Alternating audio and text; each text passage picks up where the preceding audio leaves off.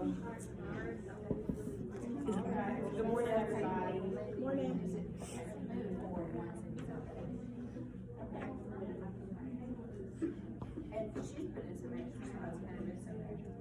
Yeah, so I've added a little bit to this, but this should be pretty much what you have from before. It may have taken out a couple slides or something. But, like she said, I'm Lindy, and I am finishing up my fourth semester of my master's program here.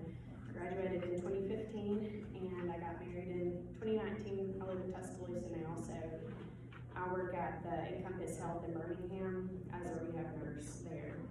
And I've been there, I guess it's coming up on 2 years now. But I grew up in Gadsden, so I know all of the local areas here. We're going to start with part 2, and that's over the Global Public Health Nursing slideshow here. And this is just a little picture that I added to show how far we've come and with improvements with our vaccinations, with how they're administered and just with how the medications themselves have changed. And I added some student learning objectives here. We're going to discuss the history of vaccination in the U.S. and the world, discuss the different types of vaccines and how they affect illnesses, identify major signs and symptoms of measles, polio, malaria, tick bites, and influenza, discuss the pathophysiology of HIV and AIDS, explain the stages of HIV and the internal changes during each, understand the treatment of HIV and AIDS, discuss nursing interventions for patients with HIV and AIDS, and then discuss the pathophysiology of tuberculosis or TB, identify major signs and symptoms of TB, discuss different tests used to determine it, discuss the treatment of and nursing interventions for patients with TB. This here is just a little picture of what we call the 3 Ps that make up global public health. They're the populations, the provider, and the procedures. This picture also just briefly goes over the 3 eras of the framework for global public health nursing. You don't necessarily have to know them, but they're just good to know as far as their differences and how far we've come. And that's the era of infectious diseases, chronic health conditions, and social health conditions. And then the last chart that we've got here goes over the universal imperatives of care. And what you need to know here is that a priority with this model is controlling mortality. Nothing else matters until mortality is addressed with their interventions. This slide briefly explains how infectious diseases have affected people worldwide. The International Health Regulation Guide gives guidelines for countries to take to decrease the spread of infectious diseases, such as border control and responses to infection.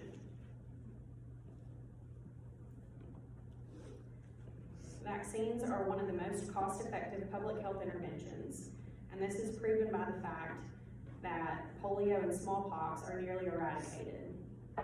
But despite this, 1 child dies every 20 seconds from a disease that could have been prevented by a vaccine.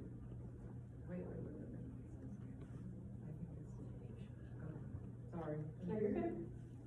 If y'all have any questions or if I need to slow down at any point too, let me know. Yeah. Okay, I'm good. Okay. Thank you. Mm-hmm. So how do vaccines protect people from diseases? They make your body recognize the disease when you experience it. Right. So the vaccine causes an antigen response in the body, and so then it recognizes the disease and it helps to fight it off. Barriers to implementing vaccines include armed conflict, remote geography, limited financial resources, and lack of trained healthcare workers. These next 2 slides are going to show the way that vaccines used to be administered. And if you've got a patient that received a smallpox vaccine, you're going to probably see a scar like this on their arm. Just a little bit of history from that. Dr. Edward Jennifer noticed milkmaids were exposed to cowpox, were seemingly immune to the smallpox infection in the late 18th century. So he took the pus from some of the infected parts of the cow and injected it into a child and tested to see if them being around smallpox helped with their immunity, which it did.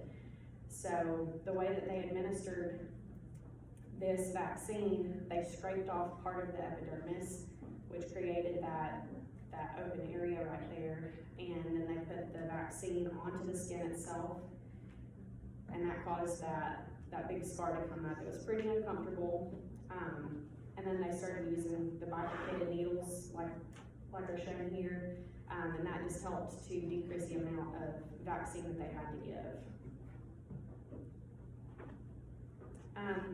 This slide here just shows, it's got a link to the CDC and the Alabama Department of Public Health, and it goes over some recommendations for adult vaccinations, like the Tdap, that's got the tetanus, diphtheria, and pertussis, the TD or the tetanus, shingles, and the seasonal influenza. And we'll go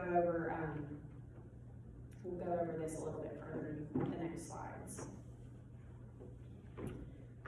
So for anybody that has an adverse reaction to a vaccine, there is a form that must be filled out, the VAERS, or the Vaccine Adverse Event Reporting System. And this is why it's so important for us as nurses to make sure that we're talking to our patients about any adverse reactions that they may have had to vaccines in the past, and to note the type of vaccine that we administer, the time that it's given, the onset of their adverse symptoms, any current illnesses or medications, any demographic information, and any history of adverse reactions to the vaccine. And I know that some of y'all that were with us in the student health clinic gave some injections, and so you know how important it is to note the lot number. The nurse practitioners had us keep the vials so that she could document the lot numbers.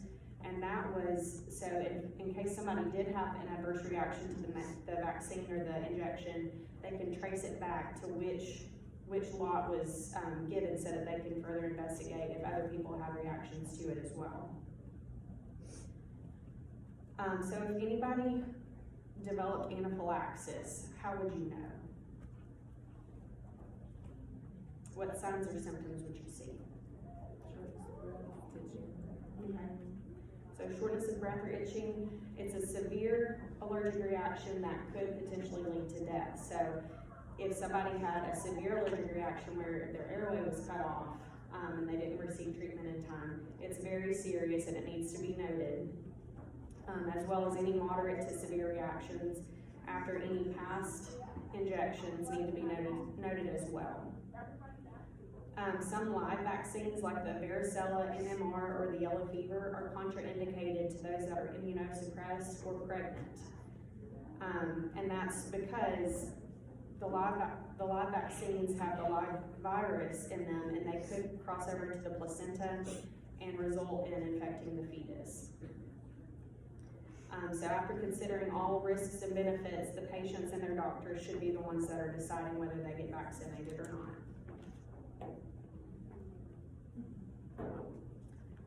Now this shows a picture of the measles rash.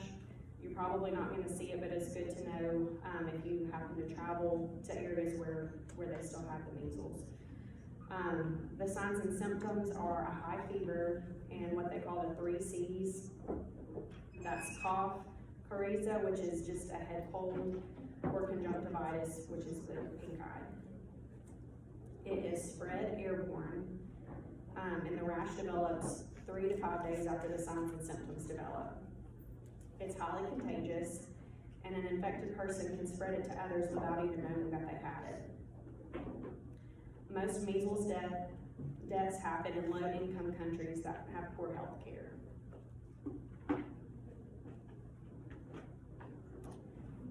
Okay, and then polio is a virus that affects the nervous system, and I always think of President FDR when I think of polio. Picture him in his wheelchair or with his leg braces on when he gets up. It's spread person to person by the fecal-oral route, but it can also be spread by eating contaminated, raw or undercooked foods, or from drinking contaminated water. There's no cure for polio, but there is a vaccine that can prevent it. In some cases, it does cause permanent paralysis to extremities, usually the lower, like the legs. And it can cause death if paralysis of the respiratory muscles or from a cerebral infection. We'll have some pictures in this next slide here. So here you can see how it affects the legs, and it causes muscle atrophy because of the paralysis, so it essentially wastes away. And you'll see the shape of the leg there. People would have to wear leg braces to support their legs if they were going to try to ambulate at all. And again, you would see them in wheelchairs a lot of times. Okay. The pandemic influenza. It's different from seasonal influenza. It's a global outbreak of the flu type A virus. And the seasonal flu is a contagious respiratory illness that's caused by either the flu type A or type B virus that affects the respiratory tract. Discussing the vaccine, do you know which allergy you really need to make sure that you ask for before you administer a flu shot? Eggs. Right, it's eggs. That's because the flu vaccines they're most commonly made by injecting the vaccine virus into fertilized hen eggs. Once they're injected, they're allowed to incubate to give the virus time to replicate before inactivating it or killing it, and purifying it to be able to administer to others. So why can you still get the flu even if you're vaccinated? Because they based it on last year's flu from Australia. Right. They look at statistics from the flu from the previous year, and they make their determination on which strain they feel like they need to be most protected from in this upcoming year. Sometimes they choose the wrong strain. So when that happens, you can still get the flu even after having the vaccine. But you can also get the flu after having the vaccine because it takes about 2 weeks after you get the vaccine for your body to build protection against the flu. So sometimes people can test positive for the flu after receiving the vaccine because they were infected before, or I guess around the time that they got their vaccine. What did you say about type B? You said type A is for pandemic, did you say type B? I didn't, Oh, just that there's the two types. Okay, sorry. No, you're fine, you're fine. So everyone and anyone can get the flu vaccine. They're recommended for everyone that's 6 months old or older, but they're especially important for pregnant people, young children, older people, and people that have chronic conditions like asthma, diabetes, and heart disease. Is it playing? Like, is it flipping through slides? I think You're good. Okay, it went to the picture, so sorry about that. But for anybody that's at an increased risk of serious flu-related complications. Okay.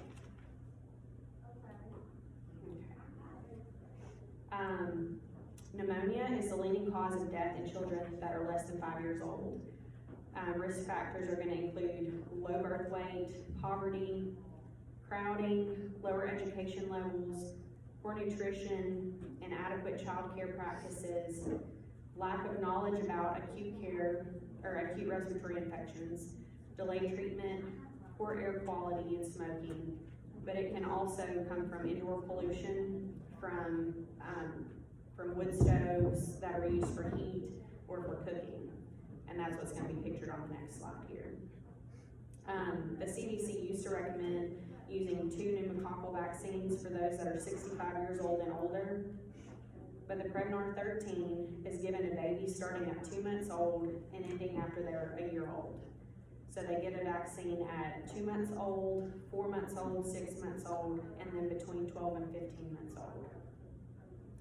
it's called the Prevnar 13 because it protects against 13 specific streptococcus pneumonia strains, but it only protects against those 13 strains that are included in the vaccine. So similarly, the Pneumovax 23, it protects against 23 types of pneumococcal bacteria. Yeah. How many of you have given pneumonia vaccine at the hospital, with someone coming in with like, community acquired pneumonia? Anyone? How many have been in the ER? Raise your hand if you've done that. Have you had anyone come in with a respiratory anything? So when you're in the hospital and that occurs, you know, mandatory that we have to offer the pneumonia vaccine if they've not had it. You will not get reimbursement if you do not. And what Ms. Abercrombie is talking about is, used to we give Prevnar 13 and Pneumovax 23 to every patient 1 year apart, but CDC rules have changed, and the reason I'm bringing that up, they're recently changed. So we don't, now it's a clinical decision making on a healthcare provider. So when you go to work very quickly, you're about to, this is a core measure that you have to do or they're penalized. So make sure you're aware of that. It's not just good to know, it's stuff you're using current in practice too. Did y'all talk about this in critical care, any? About the core measures with respiratory? Anyone? No? So just know that, and more especially if you're going to the ED or anywhere, they're admitted with that diagnosis. You know, acute respiratory in the United States is still pneumonia.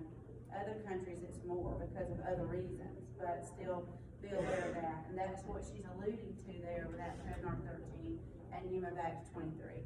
This is for everyone? Yes. It's for anyone who admitted. It's It's like like a a populated question. Yeah, respiratory type disease, yes. So if they come in with a respiratory focus, you will definitely be asking that question before discharge. You will definitely be administering the vaccine before discharge if they've not had it. At least the first dose of whichever one that is current, I guess from CDC. But know that, there's a lot of that you don't know now, but you're gonna know just in a few months. Because your facility's penalized if that's not documented, even if they reject it, okay? You can say denies it, that's fine. And also smoking cessation, some other things go along with it, but since she mentioned that, I thought would be a good point, okay? It's also a question in most of your admitting assessments, if you're on the floor as well.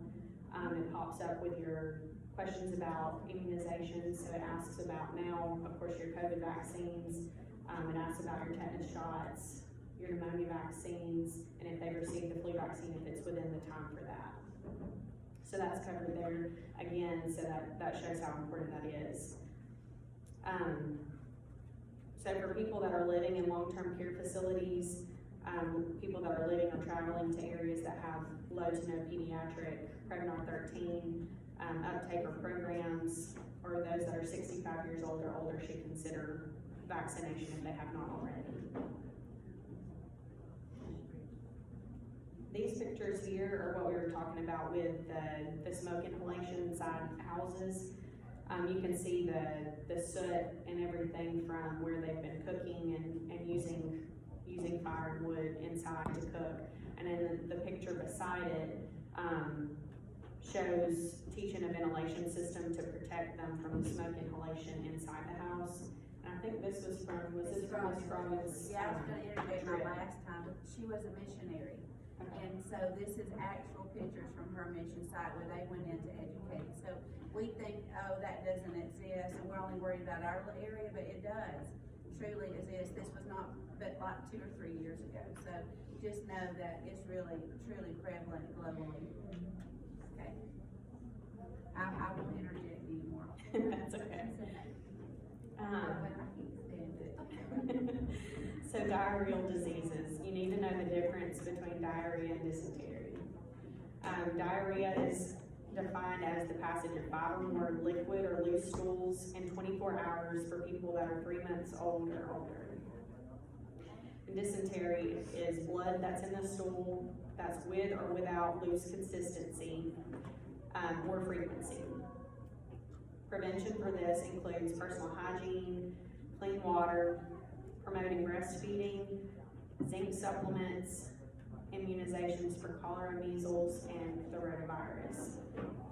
And something that's listed here that I didn't highlight it, but if there's no IV fluid, available or ways to administer it, you can use oral rehydration therapy, which is gonna include the 2 cups of water, 1.5 tablespoons of sugar, and then a 1/2 teaspoon of salt. You mix that up and have them drink that for, to rehydrate them as well.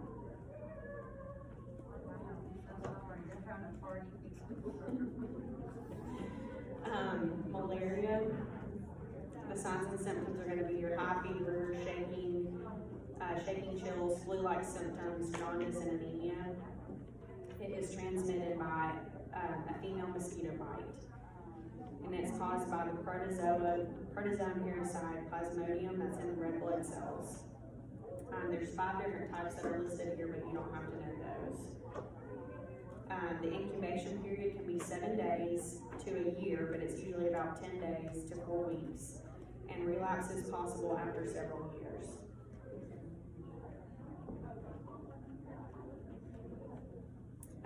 Control of malaria is gonna include eradication of mosquitoes, so you can use mosquito nets, bug spray, long sleeve clothes, screens on your windows and doors, and to preventing going outside during times where mosquitoes are gonna be more active, so around dawn and dusk. There's no vaccine for malaria, but they're working on it.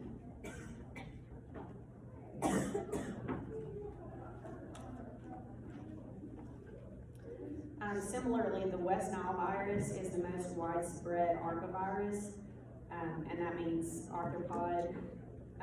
It's an arthropod-borne virus. So it's again transmitted by mosquitoes, but it can also be transmitted by birds and the tissue of infected horses. Outbreaks are gonna often happen along the migratory bird routes. West Nile virus is the leading cause of mosquito-borne diseases in the United States. Prevention, again, is gonna be against, being around the mosquitoes, so using your bug sprays, your mosquito nets. Another thing to consider is making sure that you don't have standing water around where you're living. So if you've got bowls set out to water your animals, if you have animals, making sure that you're keeping those covered or at least away from the house as much as you can to prevent the mosquitoes from getting around you.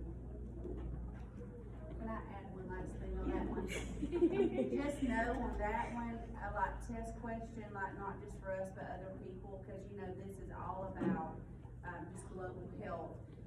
Anytime you see a question like this, use of insect repellent, use of mosquito nets would always be an answer choice, education on, water, sanitation. Those are 3 huge things, and you're seeing those highlighted over and over.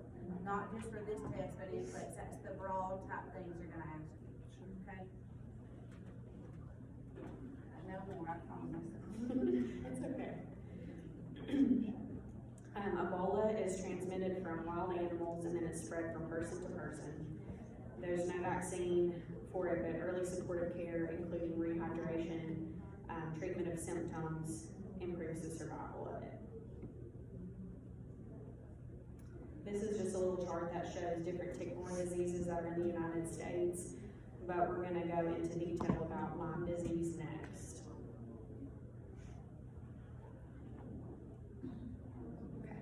So Lyme disease is transmitted to humans by a bite from a blackleg tick. Symptoms are gonna include fever, headaches, and what they call bullseye rash. It's called erythema migrans, and that's what's pictured here on the slide. It's got the red circle around it and then the red area in the middle of it. And this is very important to remember as a huge sign of Lyme disease. If untreated, it can spread to the joints, the heart, and the nervous system. And the rash happens in about 70 to 80% of people that get bitten.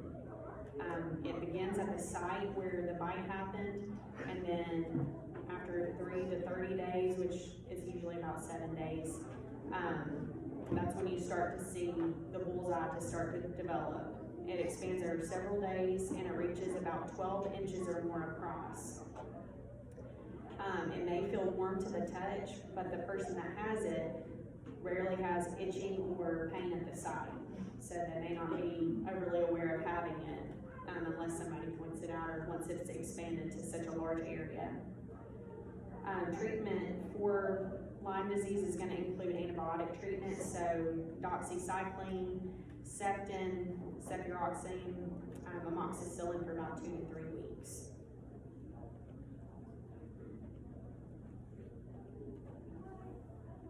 Okay, rabies, it's fatal, but it's preventable.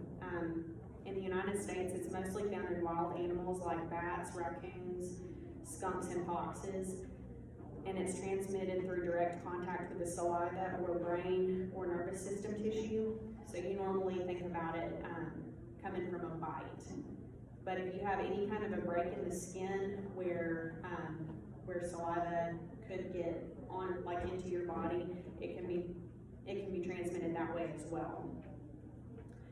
The signs and symptoms show up initially like the flu, with generalized weakness or discomfort, fever or a headache that's lasting a few days, and within just a few days the symptoms progress to acute cerebral dysfunction along with anxiety, confusion, agitation, delirium, abnormal behaviors, hallucinations, hydrophobia, which is fear of water, and insomnia.